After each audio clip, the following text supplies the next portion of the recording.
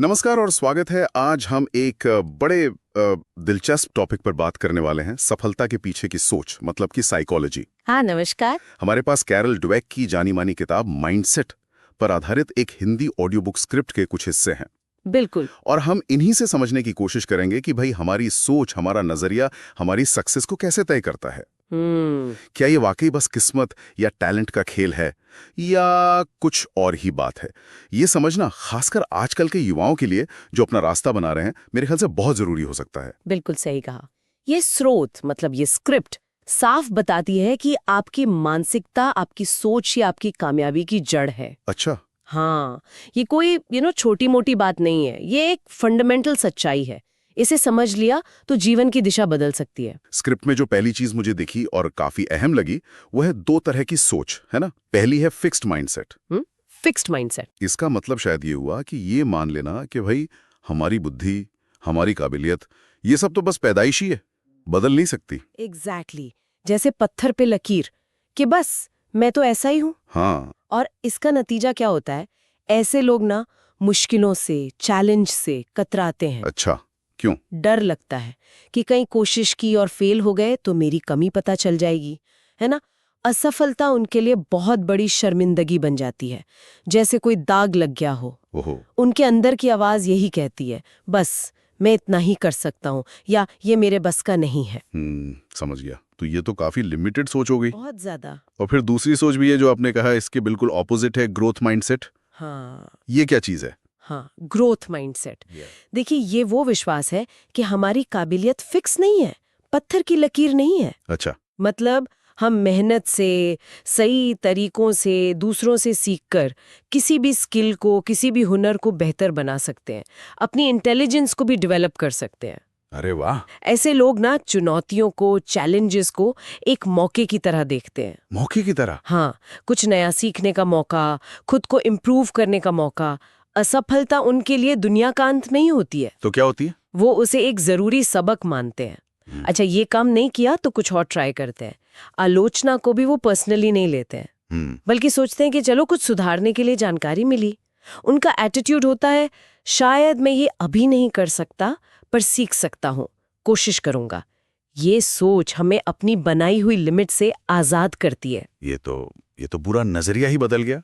मतलब सिर्फ सोच का फर्क नहीं, जिंदगी जीने का तरीका बदल गया। बिल्कुल। स्क्रिप्ट से कुछ और भी पॉइंट्स मिले मुझे जो बड़े काम के लगे। पहला तो यही कि सिर्फ टैलेंट होना काफी नहीं है ना। लगातार मेहनत, कोशिश करते रहना और गलतियों से सीखना, ये ज्यादा मायने रखता है। सही कहा। और दूसरा पॉइंट इसी से जुड़ा है, फेलियर को, असफलता को देखने का नजरिया बदलो। कैसे? स्क्रिप्ट कहती है, उसे एक शीशे की तरह देखो, आईना। वो दिखाता है कि कहाँ कमी रही, क्या बदलने की जरूरत है। अच्छा, जैसे? मान लीजिए कोई स्टूडेंट है, एग्जाम में नंबर अच्छे नहीं आए। फिक्स्ड माइंडसेट वाला सोचेगा, मैं तो हूं ही बेवकूफ, पढ़ाई मेरे बस की नहीं। ग्रोथ माइंडसेट वाला क्या सोचेगा?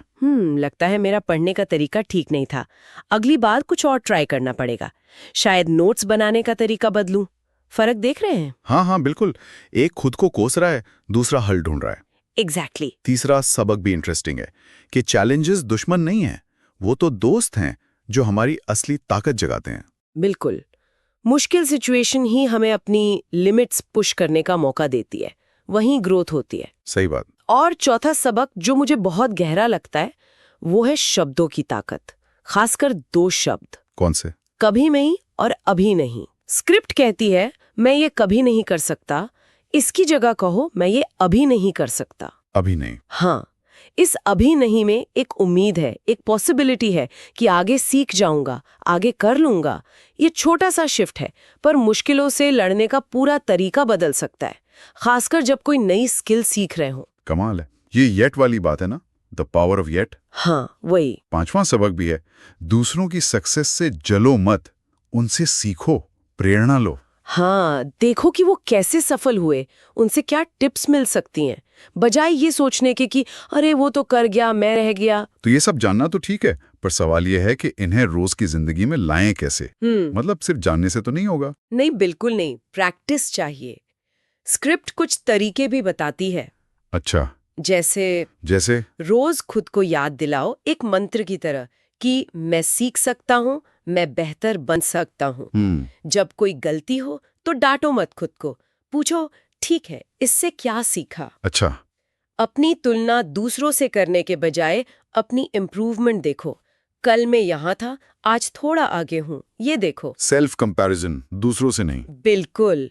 और हर चैलेंज को एक पजल समझो, एक मौका जिसे सुलझाने में मजा आए। तो मतलब ये है कि कामयाब लोग कोई अलग मिट्टी के नहीं बने होते। नहीं। उनकी सोच अलग होती है। बिल्कुल। ग्रोथ माइंडसेट अपनाना ही चाबी है। बिल्कुल। ये सिर्फ कोई थ्योरी नहीं है, ये एक प्रैक्टिस है जिसे कोई भी अपना सकता है।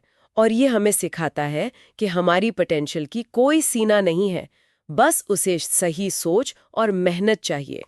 और ये खासकर युवाओं के लिए जो अभी शुरुआत कर रहे हैं, उनके लिए ये बहुत ही पावरफुल आइडिया है। तो आज हमने कैरल डवेक के माइंडसेट सिद्धांत पर आधारित स्क्रिप्ट के जरिए समझा कि कैसे एक ग्रोथ माइंडसेट, मतलब एक विकास वाली सोच अपनाकर हम सब अपनी काबिलियत को लगातार निखार सकते हैं। हाँ, श्रोता हमें यही याद दिलाता है कि सही मानसिकता हो तो जो आज नामुमकिन सा लगता है वो कल मुमकिन हो सकता है। तो अब श्रोताओं के लिए एक सवाल छोड़ जाते हैं।